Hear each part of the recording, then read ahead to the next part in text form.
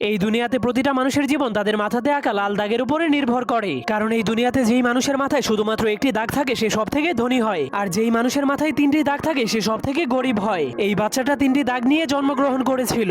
এরপর সে ধীরে ধীরে বড় হওয়ার পর সে দেখতে পায় তাকে শুধু গরিব মানুষের সাথেই থাকতে হয়, আর যাদের মাথায় দুইটি দাগ আছে তাদের গোলামি করতে হয়। এমনকি তাকে দুই দাগওয়ালা মানুষের জন্য সারাদিনই কাজ করতে হয়, যার ফলে দুই দাগওয়ালা মানুষের বাচ্চারা তাকে মারলেও সে কিছুই বলতে পারতো না। এজন্য সে একদিন লুকিয়ে লুকিয়ে তার কপালের একটা দাগকে মুছে ফেলে। এরপর কাউকে কিছু না বলেই লুকিয়ে লুকিয়ে দুই দাগওয়ালা মানুষের রুমের মধ্যে চলে যায়। কিন্তু সে ভিতরে যাওয়ার পর দেখতে পায় সব দুই দাগওয়ালা মানুষের এক দাগওয়ালা মানুষের একদমই চাকরের মতো সেবা করছে, যা দেখার পর সে অনেক অবাক হয়ে যায়। এরপর সে বুদ্ধি খাটিয়ে তার আরেকটা দাগকেও মুছে ফেলে। কিন্তু যখন দুই দাগওয়ালা মানুষেরা দেখতে পায় তার কপালে এক দাগ, তখন তারাও তার সেবা করতে শুরু করে দেয়। তখন সে জীবনের প্রথমবার এত সম্মান পেয়ে অনেক খুশি হয়ে যায়। কিন্তু তখনই হঠাৎ করে উপর থেকে একটা মেশিন চলে আসে। এরপর সকল এক দাগওয়ালা মানুষদেরকে টেনে টেনে উপরে নিয়ে যায়। এরপর সেই মেশিন তাদের মাংসগুলোকে কেটে কেটে তিন দাগওয়ালা মানুষদেরকে খাওয়ার জন্য